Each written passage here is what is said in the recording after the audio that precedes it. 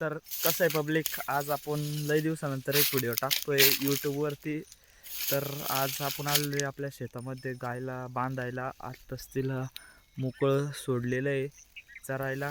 ते का बरं? कारण की इथं आपल्या शेतामध्ये काहीच नाही. आपण मक्का बिक्का आता सगळं काढून घेतलेलं आहे.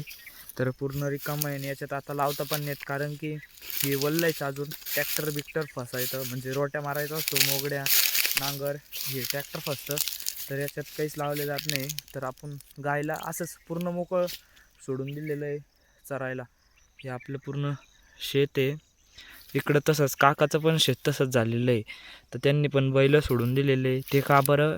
तर हे असं आपल्या शेताच्या बाजूला पूर्ण धरण फुल भरले आहे. तुम्ही जर आपले मागचे व्हिडिओ बघितले असेल तर या वर्षी पूर्ण धरण फुल भरलेलं होतं व सांडव्यातून पण पाणी 1-1.5 महिना वाहत होतं कंटिन्यू. तर यामुळे आपलं वावर पूर्ण उपळलेलं होतं.